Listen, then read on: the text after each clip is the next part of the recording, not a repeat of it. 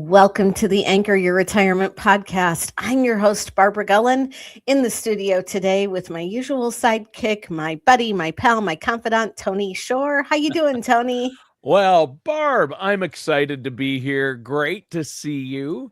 And congratulations. You got married over the weekend. I hope you don't I mind me did. bringing this up and Nah. sharing it with our viewers and our Yep. listeners. Congratulations. I can't believe Thank you're you. back in. What was the day of the actual wedding? Saturday? The wedding was Saturday, and then we left Sunday and got away for a few days and got back yesterday afternoon. And I Oh, can't think so of any place I'd rather be than here recording a podcast with you.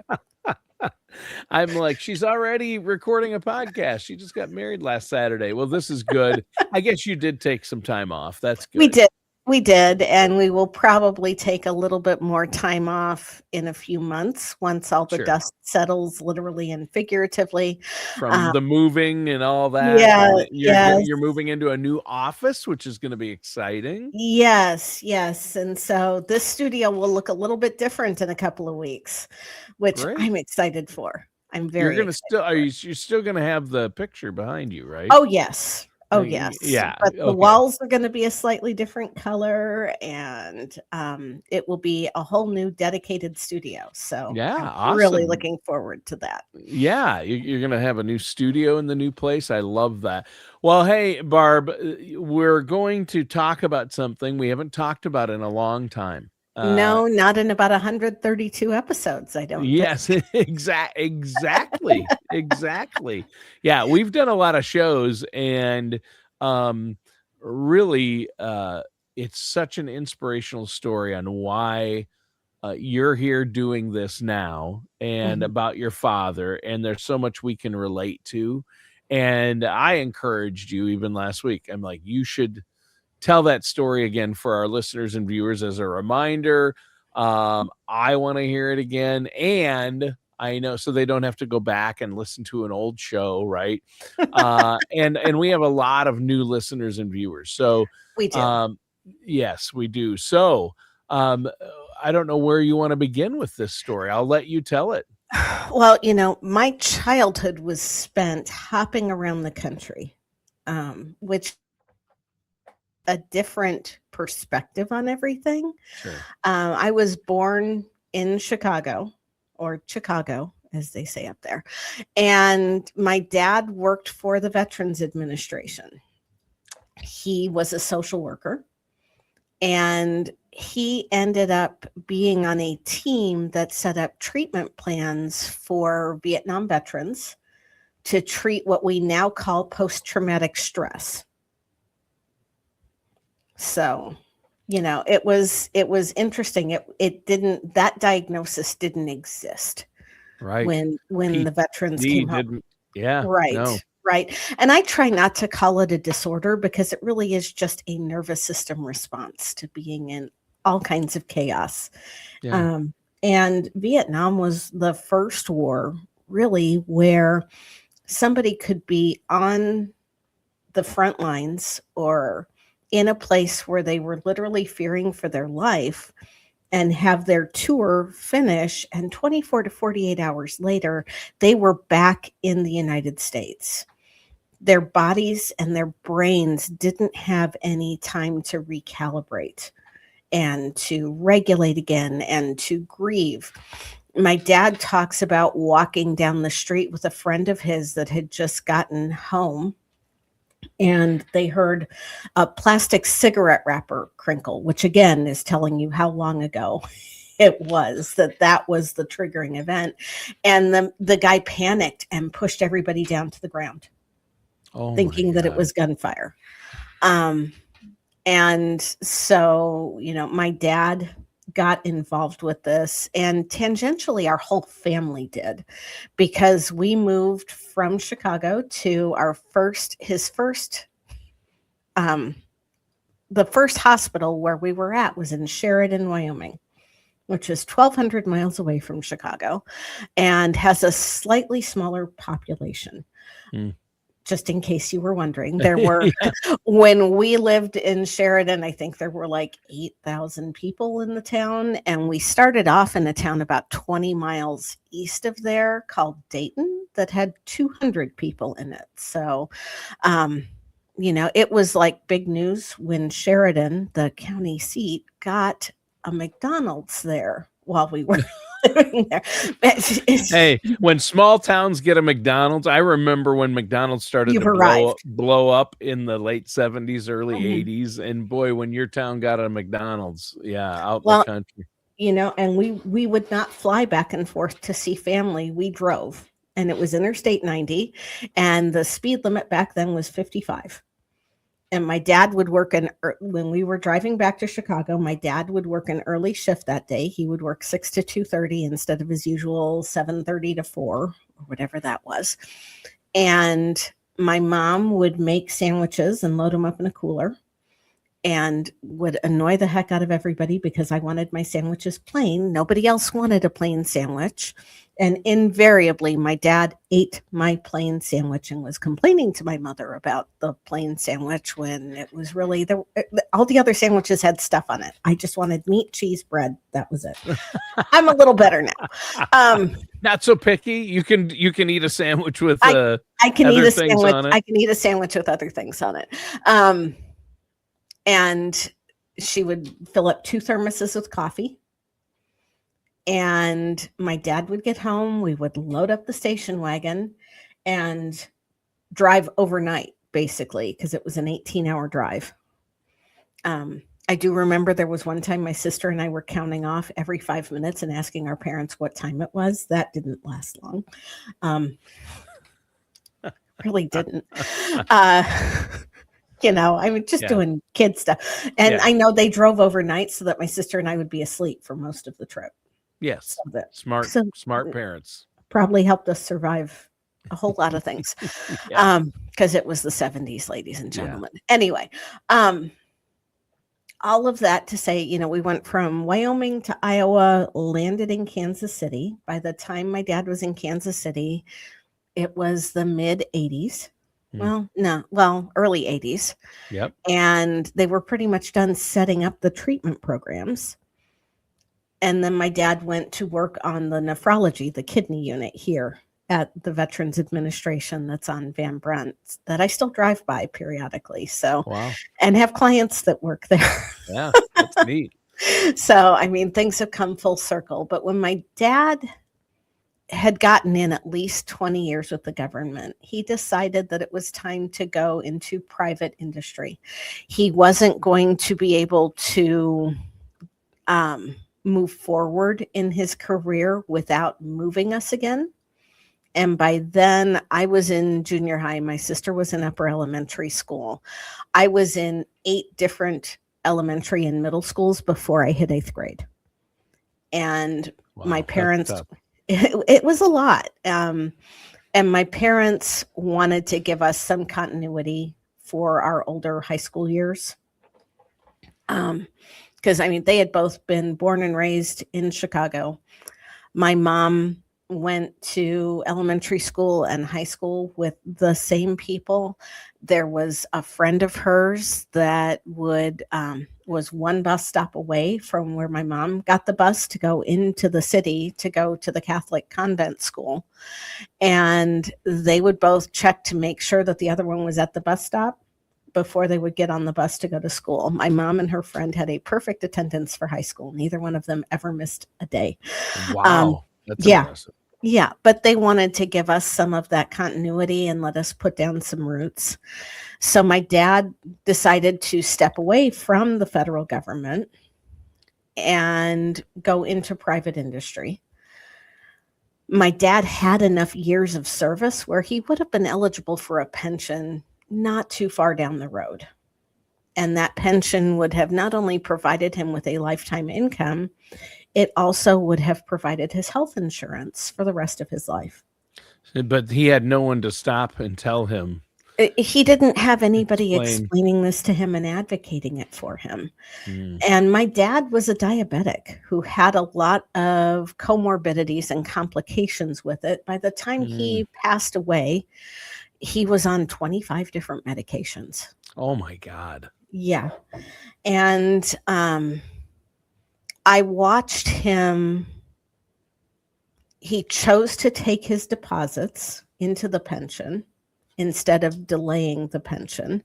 And the banker he was working with at the time convinced him to use that as collateral to start a business. Oh, So, my dad was good at making money. He was even better at spending money. And I say that with all the love in my heart because I think there are a lot of people out there like that. oh yeah.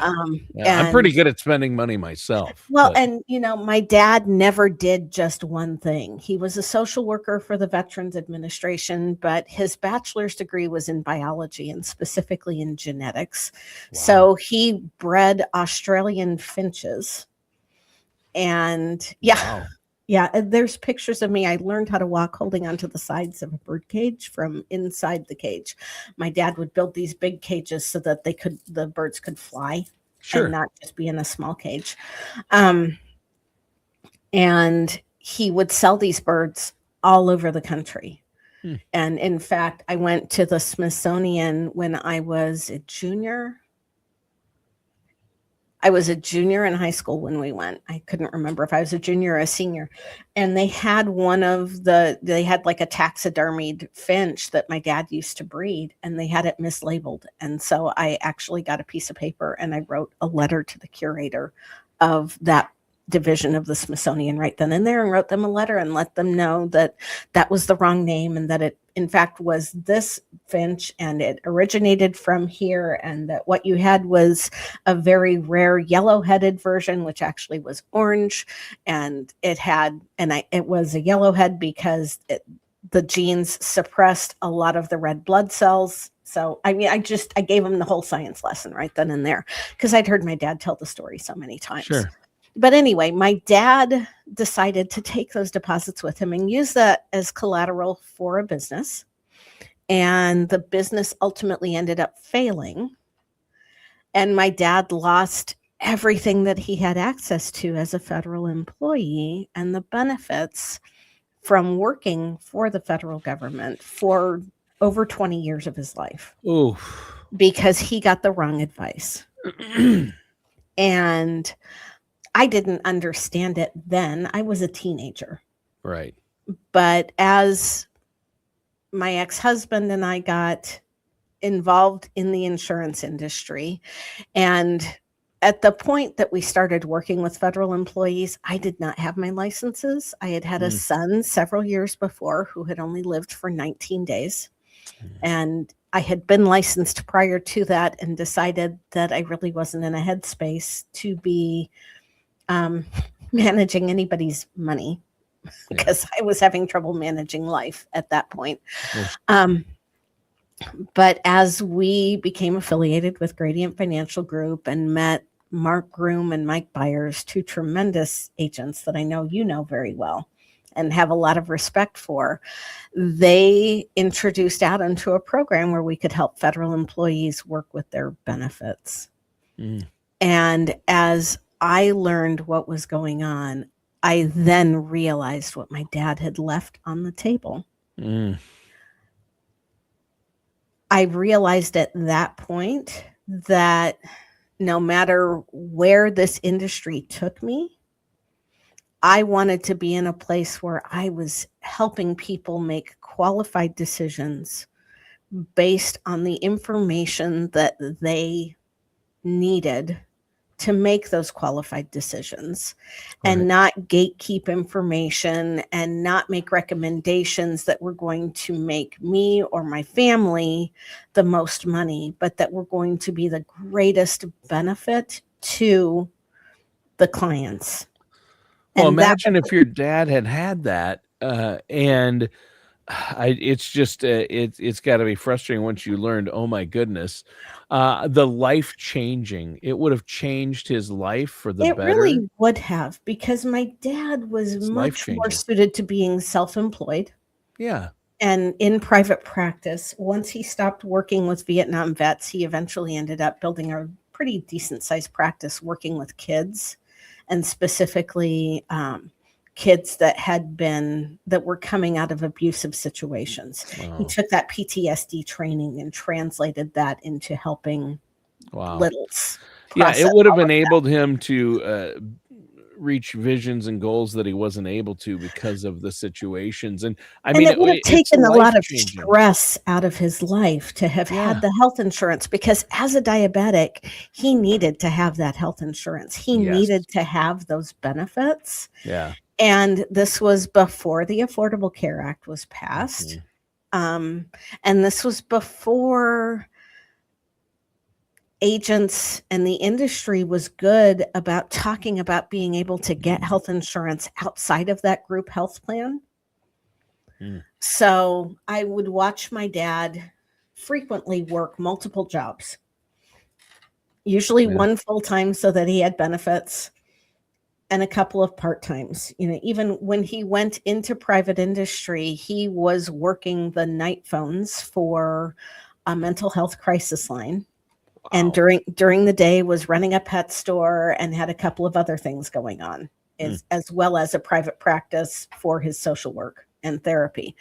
So he was always working. And I would watch him stay with a full-time job to get on the benefits. Invariably, there was some sort of conflict. My dad was first generation American Italian, and he was, if nothing else, very passionate about what was right and wrong, and very passionate about what he did. Sure. So he would leave the job. He would carry the COBRA insurance for the 18 months that you could carry it. And then rinse and repeat, would go get another job to have the health insurance coverage.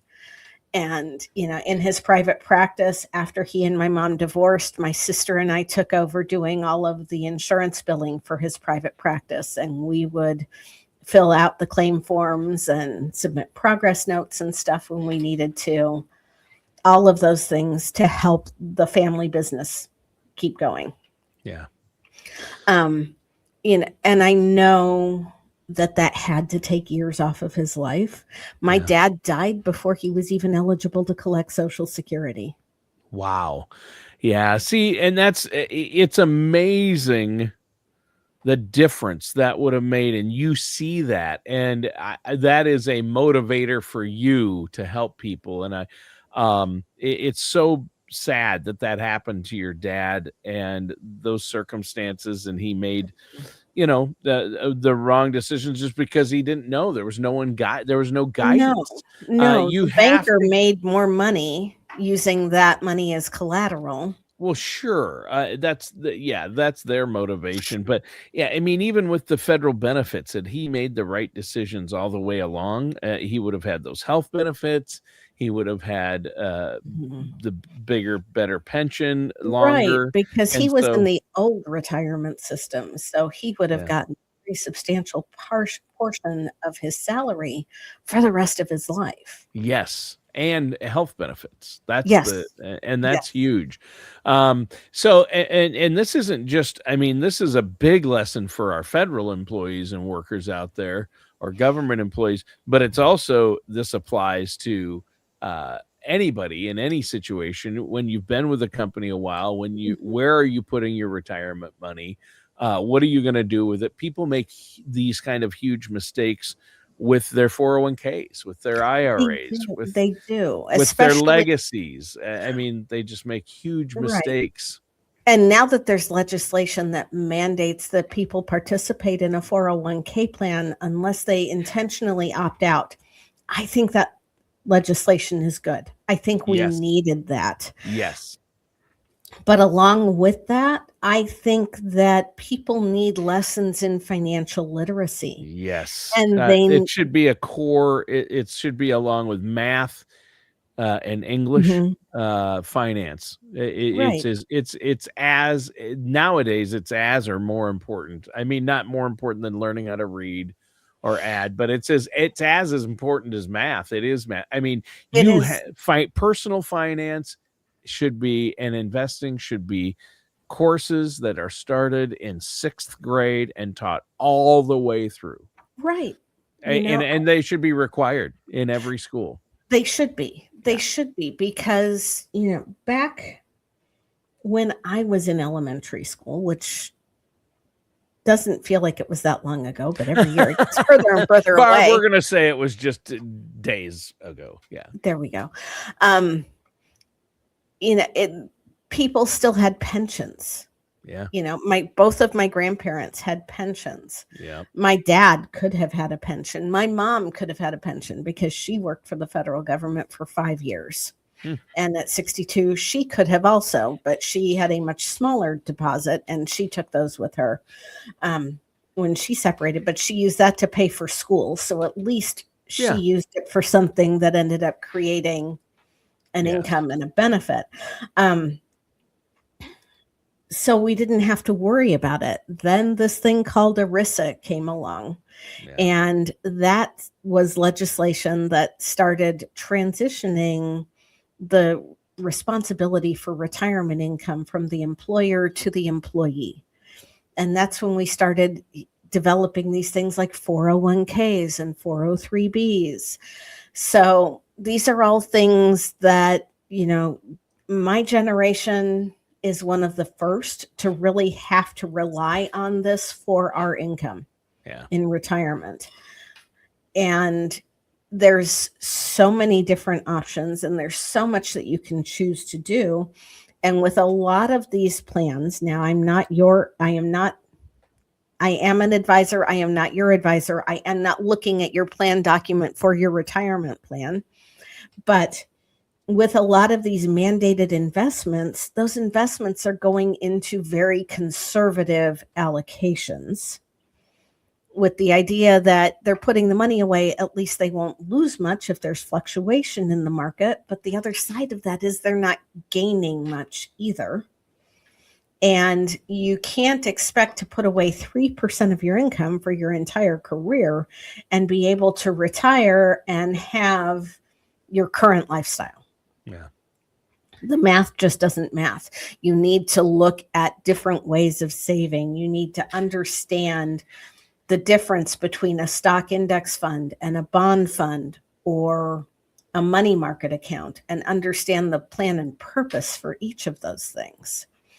And even though, we have the internet at our fingertips, we have too much information at our fingertips at times. Yeah. Where if you try to go in even to AI and plug in something about how should I save for retirement, you're going to get something spit out to you that, first of all, may or may not be accurate, doesn't take into account your age or your risk preferences, and is just general information that they've scraped from a million websites, not something that's tailored to you. Yeah. Yeah. Well, and I think, Barb, it's good to know that you can sit down with our listeners and viewers and go over their personal situation, which helps you evaluate and help them make the right decisions with their benefits. So they can maximize them and, they fit in with their overall plan. Like, what do you want to accomplish? Where are you at? Everybody's situation is different. Right. And different parts of the government, it's different. There's so many ins and outs. You talk about them here on the show, but also just what you're going to do with that 401k, making the right investment decisions. It is critical. You can make not only costly mistakes, but mistakes that can affect your future and your family's future. Like, Absolutely. What happened with your dad. It's sad that things could have turned out so much differently. It really did. He never got to meet his youngest granddaughter. Yeah. Because I was pregnant with her when he passed. Oh. And, he had he had about 6.5 years with my oldest daughter, and she was the oldest grandchild. Wow. So he never got to see them grow up. Yeah. And I would like to think, and maybe it's not the healthiest thing, but maybe if he had had that pension and had that base income and had the health insurance benefits, that maybe that stress would have been a little bit less and we might have had him a little while longer. Yeah. Yeah. Probably so. Well, so people need to take. I think this is the thing I get out of this is, hey, we've got to take our finances and benefits seriously, You and do. we need to get the right advice. That's the Mhm. key here, isn't it? And the thing is that you are in control of your future financially. Yes. But you only have so much knowledge and are equipped with so much. It's the same as, if your health is in your own hands, but when something isn't going right or you're not sure, you go to a doctor. Yeah. And unfortunately, the financial services industry sometimes gets a bad reputation for being a bunch of people that are just out to get your money. And there are a lot of us out here that that's not the case, and that it's helping you make a qualified decision based on your specific circumstances. Yes. And that's not something that you're going to get from listening to a daily radio show. It's not something that you're going to get from even watching the financial channels, because even though they are giving advice, they are giving very general advice. And a lot of the people that are out there that have those daily radio shows or that have that weekly presence talking about finances do not have active licenses right now, which means that they can't be held accountable by any Right. of the regulatory firms for what they do or don't say. Yeah. Yeah, it's and they should be held accountable, and you are as a Right. fiduciary, and I think that's really important. And that was Well, why when I went to get relicensed again, my first set of licenses, I was working for a broker dealer, and I didn't have that fiduciary standard that I have now. yeah, And, even now I'm working toward getting even more credentials with my chartered financial consultant and a couple of other credentials so that I can be of greater service to my clients. yeah, there you go. Well, how can our listeners out there and viewers get a hold of you to set up that consultation? The easiest way is to go to our website, bgwealthmanagement.com. And in the upper right hand corner, there's a button that says book a consultation or something to that effect. And you can fill out a form and we'll get back to you. Or you can always do it the old fashioned way and call our office at area code 913-553-6222 and select option 4 for appointments and scheduling. And Christina will get back to you if she doesn't answer the phone right then and there and get you on the calendar to meet with myself. All right. Well, Barb, I want to give that number out because I think a lot of people are going to be, hey, I want to make sure I've got it, all my ducks in a row. 913-553-6222, or go to bgwealthmanagement.com. Yep, Correct? that's correct. All right. Well, thanks for sharing. I know it's an emotional story, Barb, and it's very inspiring, though, and motivational to hear about what happened with your dad and why you do what you do and why you need the right advice. So, Yep. so important. And I think it's neat that you've really dedicated and let that drive your desire to help people, federal employees, sort through the mess that are federal benefits. It means a lot to me. And, Yeah. I talk to people every week that don't understand what they have access to. Yeah. Oh, yeah. I don't think most don't. I think, and that's what scares me. Mhm. That's pretty scary. All right. Well, thanks, Barb, and listeners, viewers. Have a great week. That does it for today's episode of Anchor Your Retirement with our host, Barb Gullen. We'll see you soon.